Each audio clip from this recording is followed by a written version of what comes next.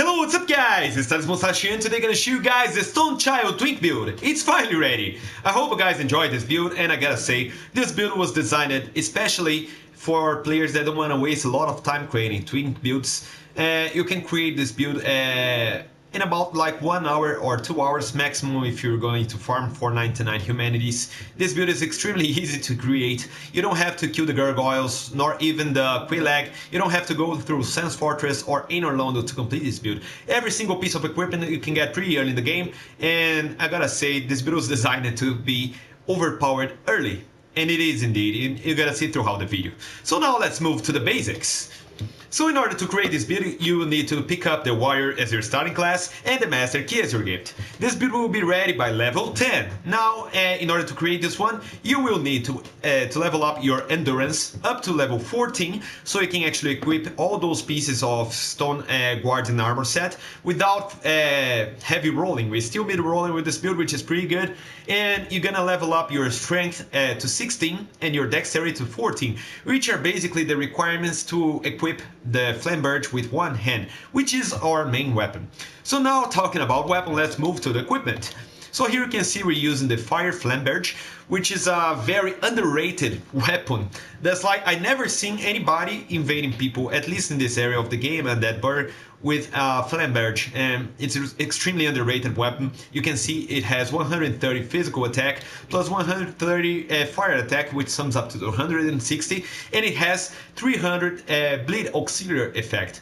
You can see it's exactly the same stats of the Fire Great Scythe. It's just 1 kilogram heavier than the Great Scythe itself. What's special about this weapon is the bleed effect and the moveset. So let me show you guys the moveset. It's basically a bleed version of the Claymore.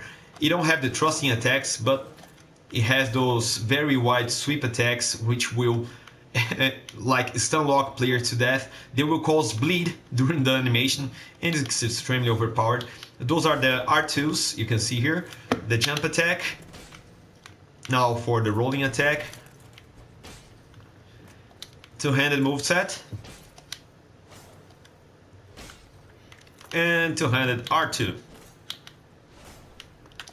So this weapon has a very good range when talking about hitbox, and it's very fluid. The moveset is pretty good, and you're gonna stun lock players to death, as I said before. You're gonna make people bleed very easily with this one, and people will not be quite aware of its moveset because nobody actually uses this weapon. They will think, okay, it's basically Claymore's moveset, but it's not. You can see the R2 is the unique move. It's completely different, and it will often, very often, catch players off guard.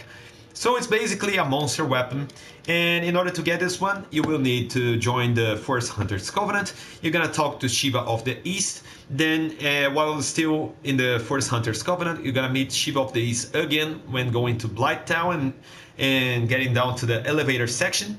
You will meet him there, and you're gonna buy the Flamberge for 10,000 souls from him. And that's basically how you get it. It's pretty early in the game, you can see, and it's a very good weapon. If you want, you can use the Fire Great Scythe as a secondary weapon. It has exactly the same stats as the Fire Flamberge. It just has a different moveset, which is extremely overpowered in PvP. But it's all up to you. I prefer to stick to the Fire Flamberge for this build. Another weapon you could use is the Gravelord Sword. We don't have sufficient strength to wear it with one hand, and if we equip it, you can actually... Oh, not this. You can see we can equip it with one hand, but we're heavy rolling now. Even though we took out the shield, you're gonna have to remove some of your equipment pieces in order to use this weapon, so I do not recommend it. I recommend you stick to the Fire Flamberge instead. Now for the armor pieces, we use the Mask of the Child, which you're gonna get as a drop from Pinwheel boss fight.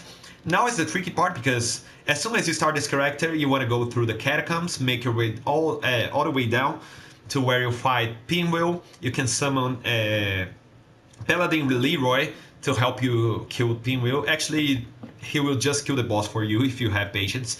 And what you want to do here, you want to make a save right at a place where you summon Paladin Leroy, because there is a chance that you won't get the Mask of the Child as a drop, and you need it because the Mask of the Child will speed up your stamina recovery speed, which is a very good special effect, and you're gonna need this in order to be pretty much spamming R1s with the Flamberge. So bear in mind, if you don't get the mask you need, just roll back your save and then kill Pinwheel again to get your mask. Or otherwise you can just create another character and try to kill it again and again until you get your mask. So that's basically it. Now for the armor set, we're using the Stone armor set, which is an extremely heavy set which has very nice defense values. You can't upgrade this any further, so it's at the maximum right when you get it. It has extremely high poise, you can see. Our defense values are all over 330, which is pretty good. We have 85 poise, which is enough to sustain R2s from ultra great swords, which is pretty good. And you can basically tank through everything while spamming R1s and making people bleed, and that's what's special about this build. You can get the Stone Guardian set when you're on the way to Darkwood Garden to join the Forest Hunters Covenant. After talking to Olvina, you can go just by the backside of the house where she's standing. There will be a chest there, and then you can get the set from there. So that's pretty much it. Now for the rings, we're using the Heaven's Ring, which will increase your maximum equipment load by 50%, and you can get this as a drop from Heaven's the Rock, which you will find in that bird here by the tower, at the bottom of the tower. And the other ring we use is the Ring of Favor and Protection, which will increase your HP, stamina, and maximum equipment load by 20%. This is available by killing the gargoyles and then moving to Firelink Shrine. You will find the Gnilo Trek sitting pretty close to the Firekeeper there. You can kick him twice, he will fall off the cliff. You reload the game and then you can get this ring from the floor. If you don't want to kill the gargoyles, you can just free him from his cell, exhaust his dialogue. Then when you come back to Firelink Shrine, reload your game and he will still be sitting at the same place. So that's pretty much it, guys. I hope you guys enjoyed. I will not recommend you guys to use the Red Eye Orb and the Dark Wraith Covenant to invade players with this build because it's extremely overpowered and it's gonna be unfair to new players. But you can use the Eyes of Death and the Gravelord Servant Covenant to make people invade you and you can kill them one by one. Or you can use the Dried Fingers to lure Red Phantoms to your world and destroy them. So it's all up to you. So that's basically it, guys. I hope you guys enjoyed. Now I'm gonna show you guys a small compilation of PvP matches so you can actually witness the true power of this build right here. So thank you for watching, guys, and now check this out.